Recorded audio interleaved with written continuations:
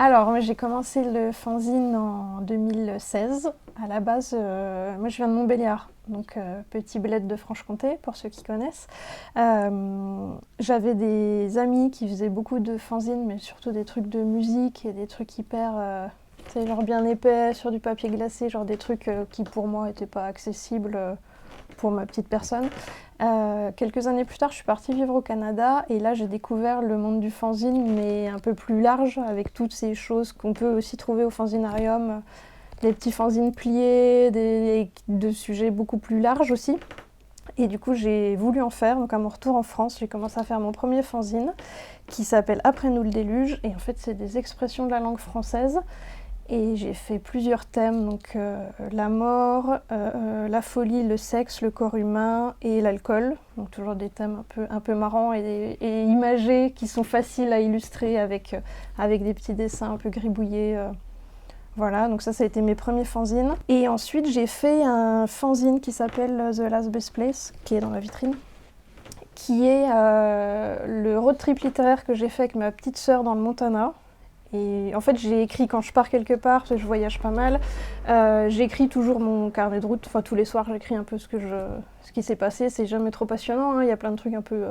mais j'écris. Et là, comme on l'a fait on a basé notre itinéraire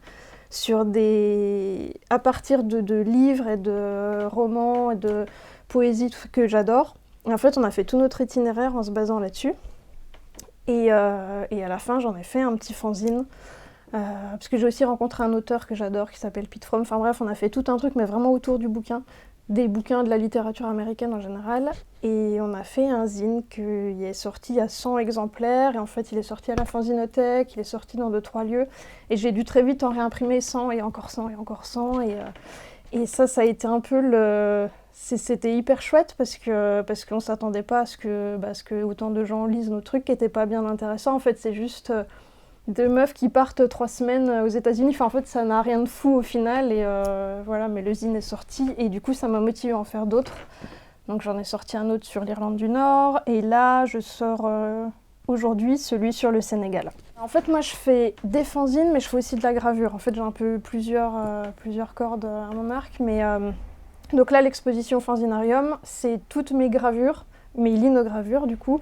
Que j'ai utilisé soit pour des couvertures de mes fanzines à moi, soit pour d'autres projets. J'ai collaboré avec d'autres fanzines, soit pour des couvertures de romans, enfin plein de petites choses. Et du coup, là, c'est un peu une sélection de mes gravures.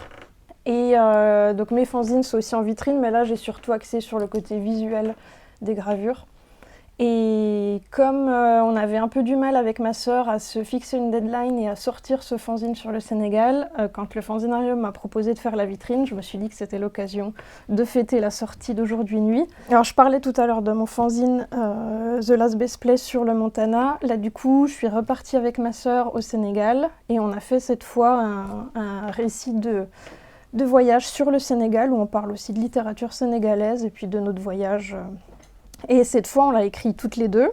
Donc ma sœur s'est ajoutée au projet, a écrit avec moi. Et on a tout fait, découpé, collé, on a pris des photos. Enfin voilà, on a passé un bon moment à créer ce zine. Voilà, et du coup, il sort aujourd'hui. Je sais jamais comment trop dire en fait. Je dis carnet de route, récit de voyage. Enfin, je sais jamais trop parce que des fois, tu vois, j'en ai un sur l'Écosse aussi. C'est un voyage qui s'est super mal passé parce que je suis partie toute seule et que ça a été un carnage de A à Z, c'est pour ça qu'il s'appelle Scottish Carnage.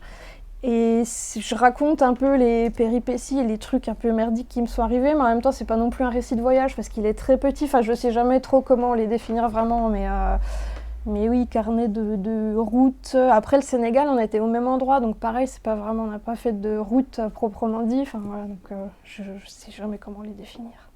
J'ai l'impression que les gens qui partent en voyage sont toujours très positifs sur leur voyage. C'est assez rare en fait que quelqu'un rentre de vacances et dise « Ah, c'était super la merde, j'ai dépensé 2500 €, en fait c'était 2 semaines merdiques ».